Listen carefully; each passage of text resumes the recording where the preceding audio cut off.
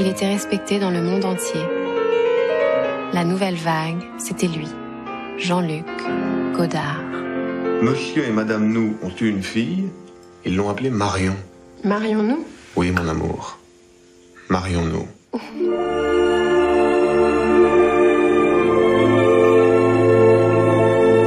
Mais le film, ne s'adresse pas à des spécialistes de Godard, pas du tout, et il ne prétend pas faire la bio définitive de Godard, c'est pas du tout ça. C'est un personnage qui est un réalisateur reconnu, etc., qui est aussi une icône pop, et qui est aussi, à travers le livre, un être humain.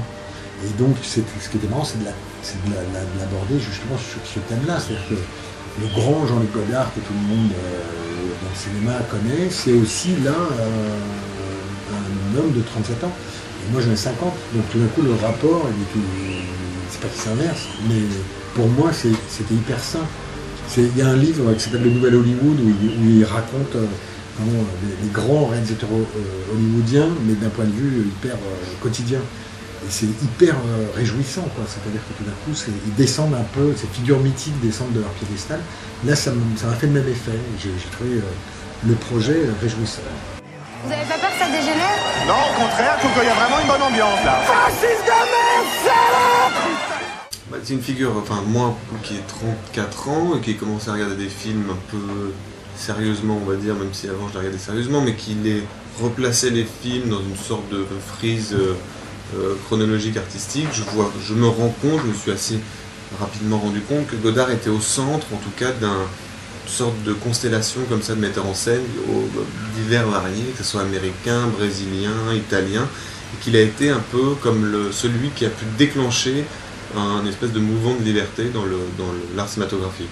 Ça va même que Tarantino qui s'en réclame à, je sais pas, Glober Rocha au Brésil, ou même encore aujourd'hui des gens comme moi-même Christophe Honoré, qui continuent à l'avoir en tête comme une sorte de figure qui a pu leur permettre de dire tiens, on peut faire les choses différemment, enfin aujourd'hui c'est plus différent, mais en tout cas à l'époque où il a commencé à faire des films, je pense qu'il a été le déclencheur d'un vent de liberté, on pourrait dire, sur le cinéma.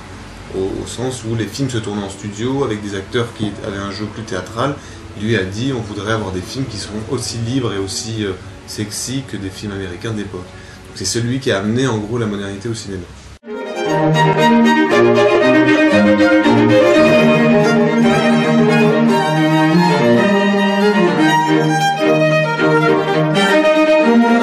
ne serais absolument pas venu à l'esprit l'idée de faire un film sur Godard si je n'étais pas tombé sur le livre.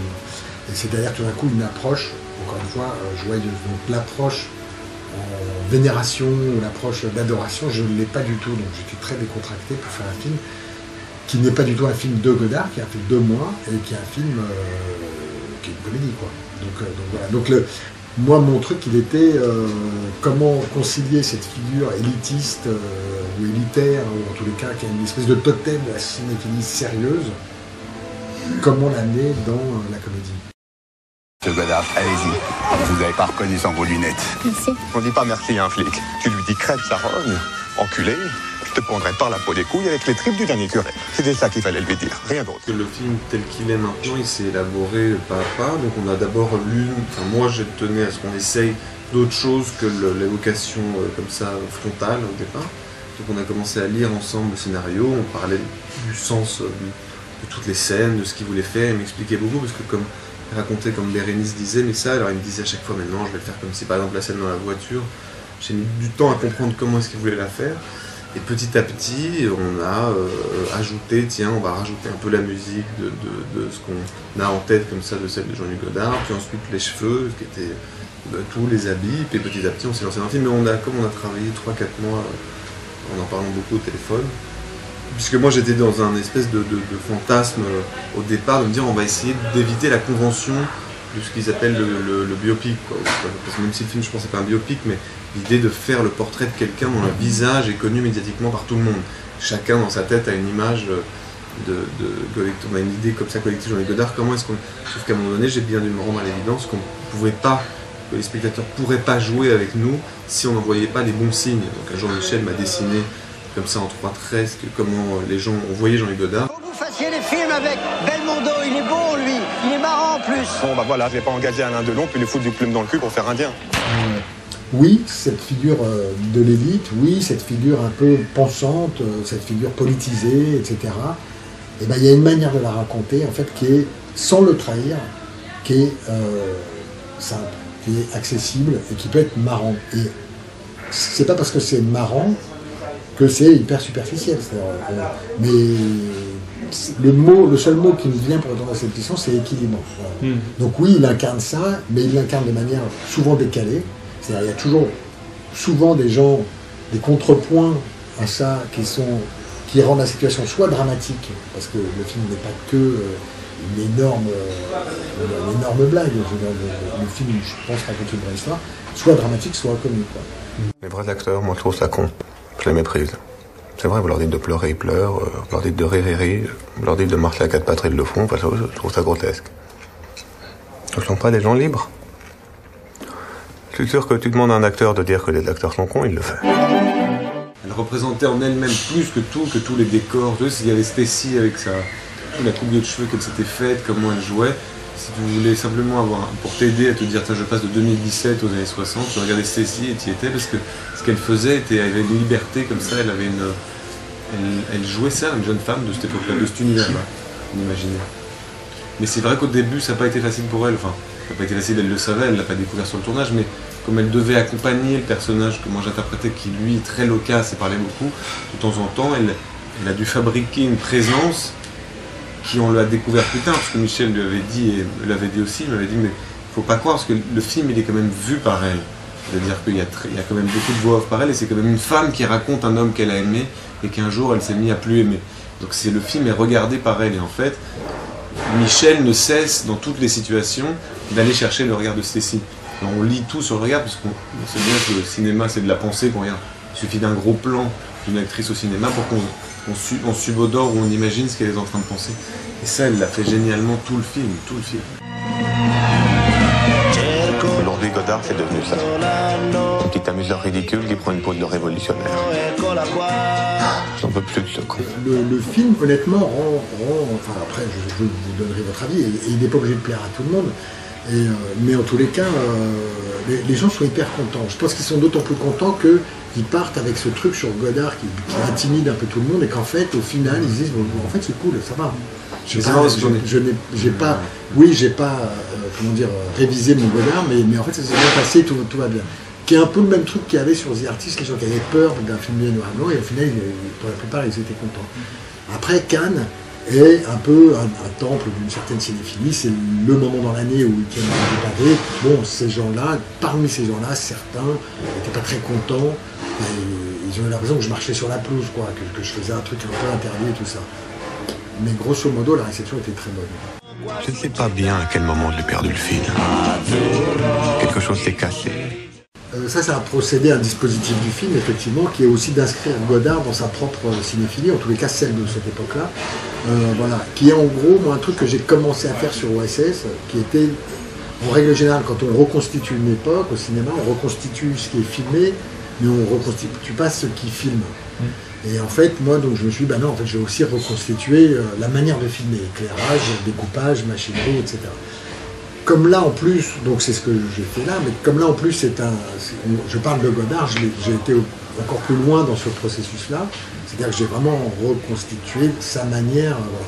Mais ce qui me semble être le meilleur moyen de crédibiliser le personnage, c'est-à-dire filmer Godard à la manière de John Woo, pour moi, n'a pas grand sens, en fait. Enfin, ça peut être marrant, mais ça donne une image qui est absurde. Et je trouvais qu'il était beaucoup plus crédible, inscrit dans son propre univers. Michel se présente Jean-Jacques, un camarade, puis Jean-Jacques se présente Michel Tourneau, qui est critique, cinéaste, qui a réalisé un film qui s'appelle Les Gauloises Bleues, qui du reste est sélectionné à Cannes. Oui, bon, ça... Le festival de Cannes. Oui, mais... Bon, c'est ridicule. Hein? Qui s'intéresse à Cannes, là, faut être complètement con pour aller à Cannes cette année, avec tout ce qui se passe en ce moment. Non, ça c'est comique, ça. C'est vrai que c'est pas faux, hein. Non, travailler, je sais pas, ça je crois que c'est un film d'acteur, c'est-à-dire que même dans la vie, je pourrais même avoir c'est un truc de bizarre, ça que les acteurs ils ont, c'est qu'ils mangent comme ça les gens. après là je vois comment vous êtes assis par exemple, je pourrais avoir un plaisir à un moment donné à vous retrouver quand vous n'êtes pas là. Et donc ça c'est un truc, c'est pas tant un truc de travail que c'est comme de l'avoir en soi. C'est comme avoir le personnage en soi. C'est-à-dire je sais pas comme ça, c'est très compliqué d'expliquer ce truc-là. Et ce truc d'essayer de retrouver le geste de quelqu'un, ou de trouver la musique de quelqu'un, ou son rythme et tout ça, c'est quasiment mais c'est vertigineux parfois parce que des fois on sait plus qui on est vraiment. Et surtout, alors là, il s'agit de Jean-Luc Godard il se trouve que lui-même, son personnage médiatique, enfin celui qui donne à voir quand il est à la télé ou dans ses films, il est très caractérisé. Ce qui était très agréable, c'est que, pour moi, dans le travail, agréable et quand même pas que agréable, mais il parle énormément, lui, c'est un truc de fou, c'est des heures et des heures et des heures de tout, quoi. Donc lui, il était prêt en fait à commencer, mais en tous les cas, assez ouvert d'esprit pour commencer à travailler. On ne fait pas Godard, on fait complètement autre chose et tout. Pourquoi pas?